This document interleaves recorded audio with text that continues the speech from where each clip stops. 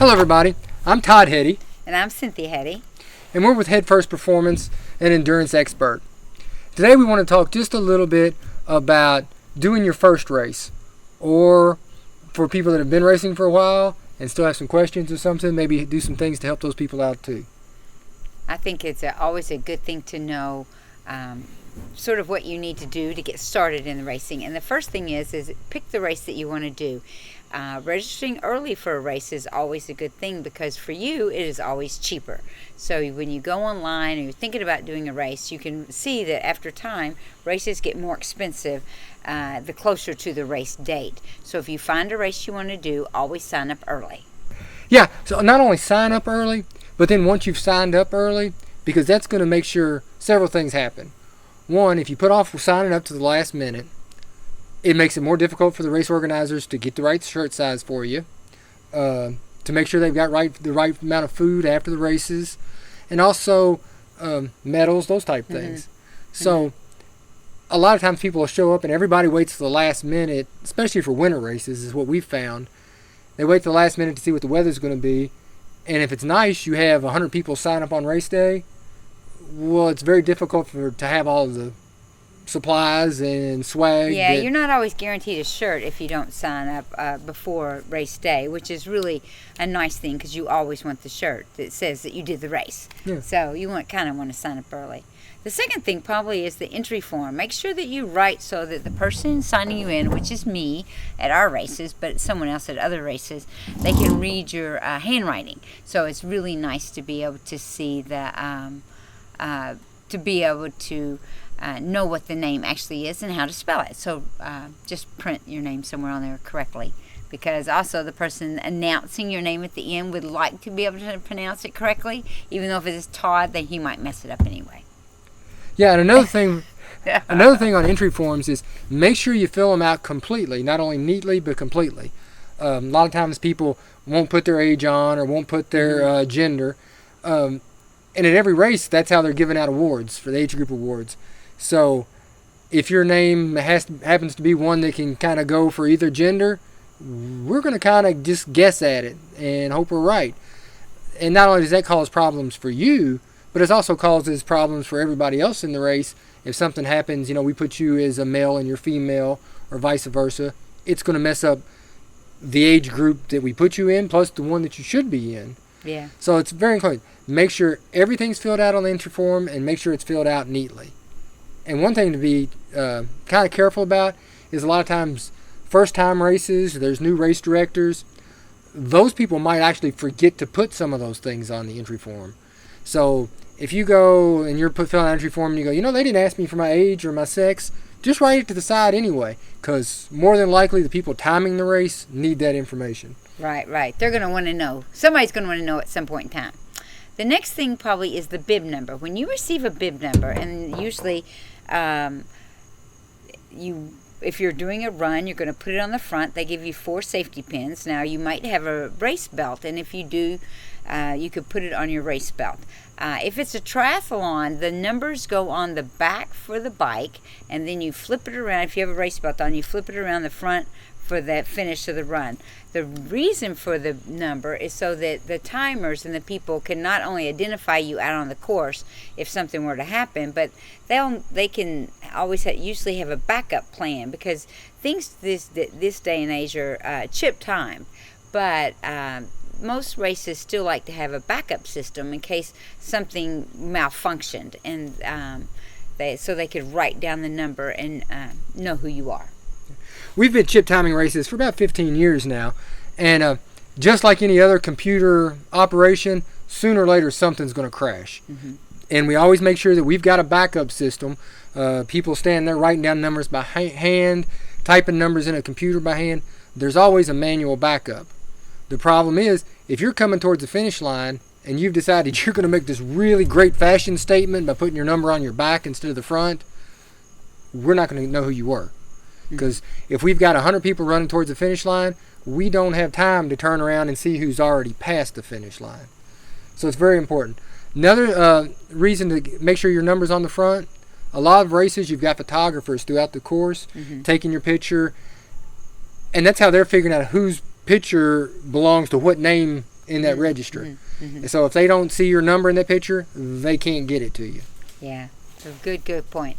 Another thing are chips. So chips are the way that you're timed in races these days. And chips come in very different forms. There's all kinds of different chip systems out there. We happen to use a system called Apica, and it comes in a little chip that we reuse. They're reusable, and they look like a little piece of cardboard, and you twist tie them on your shoe. So when you come to our race, if it's a run, you're going to get that. Or if it's a triathlon, it's usually on a Velcro strap that you wear around your ankle. Now, and we will gladly show you how to use them when you get there if you don't know how to use it or have any questions. There'll be someone to help you. But other races, a lot of race directors, the number sometimes will be within the bib number. And in that instance, you wouldn't want to like fold up your bib number or anything, because the timing mechanism is in the chip. The chip is actually in the bib number. Yeah, the big thing on the chips is make sure you're following instructions. Like I said, whether they're reusable chips and they want you to put them on your shoe a certain way and then return them after the race. Triathlon chips, make sure they go on your ankle, they're not on your wrist, those type things. We've had people do that. Bib numbers, very important. The chips that are on the bib numbers, as Cynthia mentioned, you don't want to fold those or mistreat them in any certain way. It's also another good reason you don't want to wear your bib number on your back. A lot of the new systems, you've got the readers for the chips that are on overhead platforms. If you've got your number on your back, it's not picking you up as you're moving towards that finish line. It's not going to see that chip, at least till you get past, if at all. Yeah, so it may alter your time just a little bit. The next thing, I guess, is to follow instructions of the race. Like before every race, the race director will give you an outline of the race and some general directions, and they'll explain to you how the course is marked. So it's always a good idea to listen to the race director. Sometimes they can be quite lengthy and go on. You might not be that interested, but if you have any questions about what the race is, it is your responsibility as the racer to know what the course is and to follow the instructions of the race. So they'll always be out there, and the race director will always go through the course with you. So just be sure to listen. Yeah. It's very important, like I said, for the new people to learn anything new that might be in the pre-race instructions. But what we find a lot of times is it's old hat for people that have been doing this for years. So they're talking and they're making a lot of noise. Not only is that keeping the people who want to hear from doing that, those people a lot of times aren't hearing things. Say it's a trail run and there's been a storm, so we've had to close part of the trail. And we make the announcement at the pre-race meeting, that, yeah, the map's been posted for 6 months, but we've had to change this section of trail. And once we make that announcement and it's marked out on the course, if you weren't paying attention and you come to me after the race and go, I got lost because this is a new part of the course, sorry about your luck. I'm not really going to say that to your face because I'm going to try to make you feel better about it, but that's kind of what we're going to say amongst ourselves is, you should have listened. Well, but also we always mark our courses really well, so you're probably not going to get lost, or so we hope that happens. Next thing, run your own race.